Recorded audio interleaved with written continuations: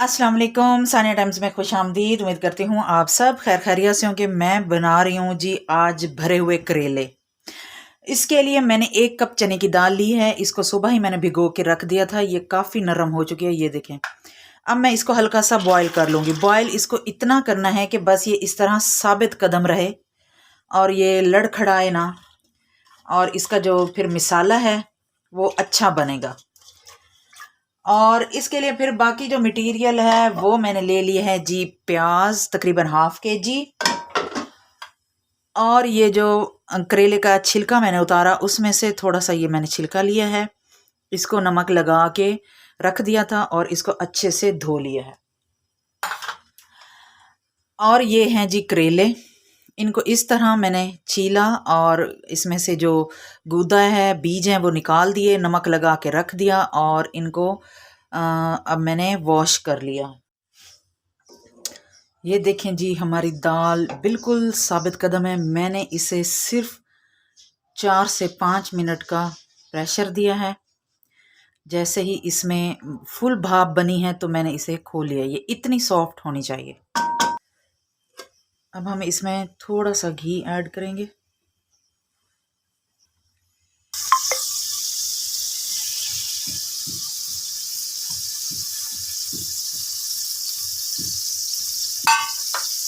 इसको हल्का सा फ्राई कर लेंगे।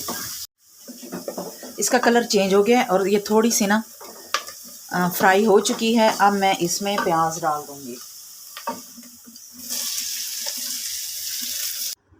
प्याज थोड़े से फ्राई करने के बाद इसमें मैंने 2 मीडियम साइज़ के टमाटर और 2 बड़े साइज़ की हरी मिर्चें कट करके वो डाल दी हैं। इनको तकरीबन 3 से 4 मिनट के लिए हल्का सा सौटे कर लेना है। इसके बाद फिर हम इसमें डाल देंगे जी स्पाइसेस आप अपनी ज़रूरत के अकॉर्डिंग इसमें डाल दीजिएगा। नमक हम लोगों ने पहले करेलों पे और उसकी छाल पे भी लगाया था। नमक थोड़ा सा कम रखिएगा। नमक और लाल मिर्च, और इसके बाद कुटी हुई लाल मिर्च, हल्दी, धनिया, पिसा हुआ धनिया और गरम मसाला। अगर आप लोग डालना चाहें तो डाल दें, नहीं तो अक्सर करेले में गरम मसाला नहीं डालते। लोग कहते हैं कि करेले भी गरम होते हैं और गरम मसाला भी गरम होता है।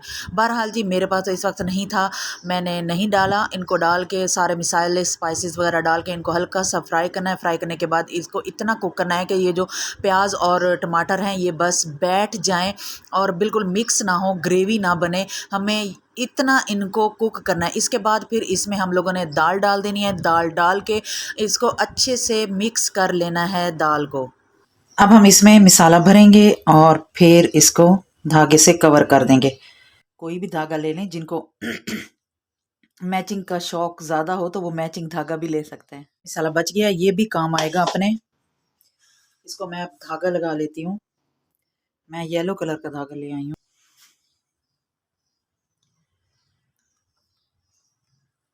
बहुत कस के नहीं लगाना।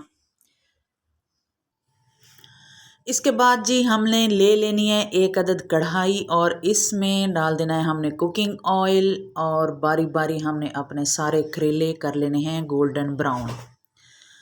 इनको सिर्फ गोल्डन ब्राउन करना है, इनका एक प्यारा सा कलर आ जाए। इसके बाद इनको हम लोगों ने निकाल लेना है और बारी बारी अपने सारे करेले फ्राई कर लेने हैं। और इसके बाद जो मसाला बच गया है उसको अगेन हमने कुकर में डाला और उसमें थोड़ा सा घी डाला और अपने जो करेले हैं इनको 15 मिनट के लिए मिक्स करके दम पे रख लिया। और ये 15 मिनट के बाद जी ये हमारे करेले हो गए तैयार। बहुत ही सॉफ्ट और बहुत ही मज़े के करेले बनकर रेडी हुए हैं। अगर आपको मेरी वीडियो, मेरी रेसिपी अच्छी लगी है तो प्लीज़ चैनल को सब्सक्राइब कर दें, वीडियो को लाइक कर दें, शेयर कर दें और एक प्यारा सा कमेंट कर दें। जिन लोगों ने मेरा चैनल सब्सक्राइब नहीं किया, चैनल पे नए आए हैं, तो प्लीज़ चैनल को सब्सक्राइब करना ना भूलिएगा। मैं करती हूँ जी अपने करेले इंजॉय। ये इतने मीठे बने कि इनका करेले का टेस्ट आया ही नहीं। हालांकि मैंने इनमें करेले की छाल भी डाली, लेकिन फिर भी ये बहुत मीठे बने हैं। अपना और अपने फैमिली मेम्बर्स का ख्याल रखें, दुआओं में याद रखें। अल्लाह हाफिज़।